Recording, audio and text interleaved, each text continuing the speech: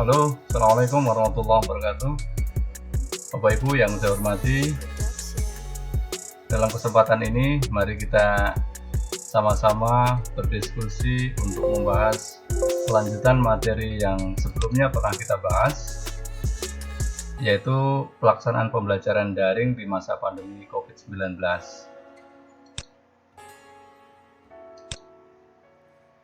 Materi ini bertujuan untuk memberikan pengingatan kembali kepada Bapak Ibu agar setelah membahas materi ini Bapak Ibu dapat melaksanakan pembelajaran daring sesuai RPP yang telah disusunnya. Adapun skenario pembelajaran kita, persiapan 5 menit tadi sudah kita lakukan, kemudian penyampaian materi sekitar 30 menit kurang lebih, kemudian nanti dilanjut dengan diskusi. Jadi Bapak Ibu nanti saya akan ajak untuk diskusi membahas topik ini. Bapak Ibu, dalam pembelajaran daring seperti topik kita, ada 3 hal yang harus dilakukan penyesuaian atau perubahan. Ini penting karena memang proses pembelajaran daring dengan luring itu cukup signifikan perbedaannya. Yang pertama adalah bagaimana merancang pembelajaran, lalu bagaimana menyajikan dan menyampaikan materi, dan yang ketiga bagaimana melaksanakan penilaian dan umpan balik. Tapi dalam kesempatan ini saya akan fokuskan pada yang kedua, yaitu bagaimana menyajikan atau menyampaikan materi. Ini penting karena menyajikan atau menyampaikan materi daring itu sungguh berbeda dengan pembelajaran luring yang kita lakukan hari-hari. Itu semua atau 3 hal ini adalah untuk bagaimana menciptakan pembelajaran yang bermakna bagi peserta didik kita. Nah, langkah-langkah pelaksanaan pembelajaran daring dalam kesempatan ini akan kita fokuskan dengan menggunakan Google Classroom. Sebelum kita melaksanakan pembelajaran daring dengan Google Classroom, yang harus kita lakukan adalah mengidentifikasi kepemilikan sarana daring seperti HP, laptop, kemampuan untuk membeli paket data.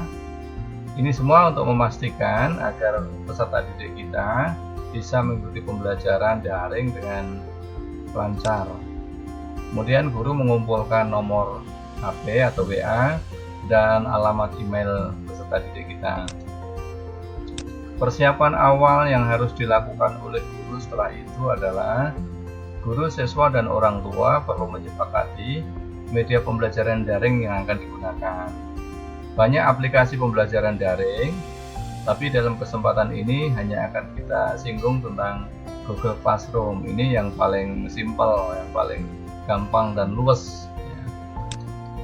Lalu yang kedua, guru menjelaskan proses pembelajaran daring yang akan dilakukan serta bagaimana pendampingannya oleh orang tua siswa. Ini penting karena di dalam pembelajaran daring, pendampingan orang tua ketika siswa belajar di rumah ini sangat menentukan keberhasilan. Kemudian yang berikutnya, guru memastikan orang tua atau siswa mendukung proses pembelajaran. Lalu guru menyampaikan jadwal pembelajaran dan waktu pengumpulan tugas daring. Ini supaya nanti ada kesepahaman, kesepakatan antara orang tua, guru maupun peserta didik atau siswa. Nah, poin C sampai F itu bisa disampaikan melalui grup WA atau melalui email. Kemudian persiapan guru sebelum pembelajaran daring menggunakan Google Classroom. Yang pertama, guru menyiapkan RPP daring. Sekali lagi, kita harus mengubah RPP luring atau RPP tatap muka kita menjadi RPP daring. Yang kedua, menyiapkan bahan ajar. Karena bahan ajar untuk daring itu semuanya berbasis digital. Jadi bahan ajarnya berupa file, gambar fotonya berupa digital, dan yang lain-lainnya juga harus berupa digital. Karena nanti kita akan share menggunakan aplikasi Google Classroom. Lalu guru menyiapkan tugas atau LKPD. Ini supaya pembelajaran nanti lebih sistematis dan terarah. Kemudian guru merekam atau membuat video opening pembelajaran Ini penting, meskipun di sini saya tulis jika dipandang perlu, karena dengan video opening pembelajaran yang sistematis, rigid, akan menjadikan pembelajaran itu terarah, sistematis, dan menarik. Cuma di sini perlu kemampuan kita untuk membuat video pembelajaran itu. Nah, itu yang saya katakan jika dipandang perlu itu karena seperti itu. Lalu guru menyiapkan daftar hadir di Google Classroom.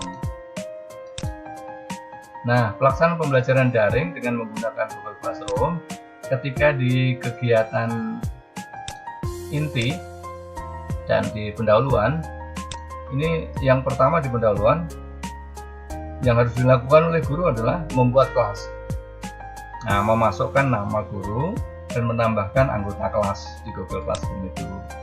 Kemudian membagikan kode kelas atau token kepada siswa, bisa lewat WA atau bisa lewat email.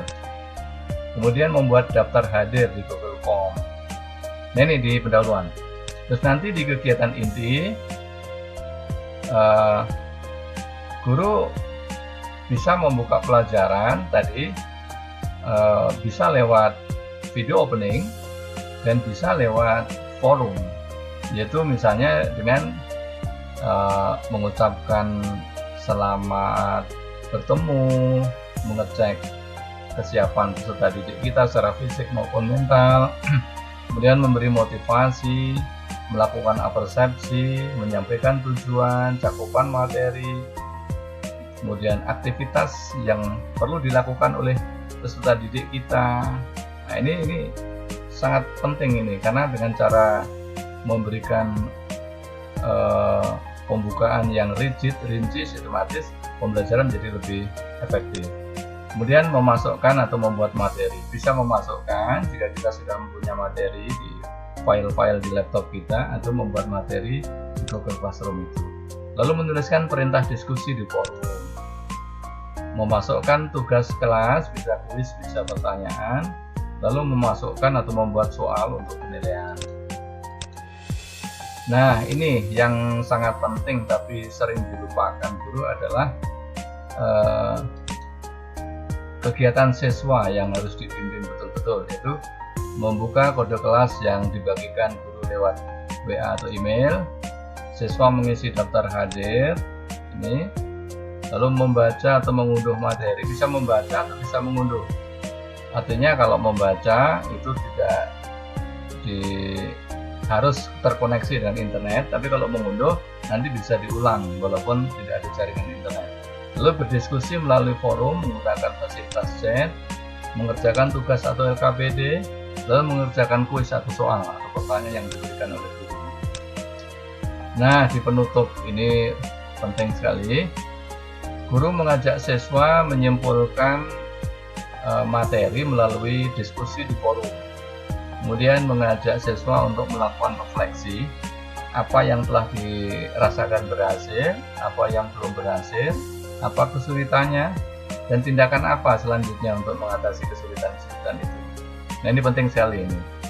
Lalu guru menyampaikan informasi tentang kegiatan pembelajaran yang akan datang. Lalu guru menutup pembelajaran dengan mengajak berdoa, kemudian mengucapkan salam. Nah, kegiatan menutup pembelajaran di pembelajaran daring ini yang sering dilupakan oleh guru. Padahal di sini sangat penting. Karena dengan cara merefleksi dan mengevaluasi seperti ini, kita bisa mengantisipasi kegiatan berikutnya nanti harus seperti apa. Demikian juga peserta didik kita. Nah, semua kegiatan penutup ini dilakukan melalui forum atau melalui chat. Saya kira itu Bapak Ibu hal-hal yang perlu kita bahas dalam pembelajaran melalui Google Classroom atau daring melalui Google Classroom. Terima kasih. Assalamualaikum warahmatullahi wabarakatuh.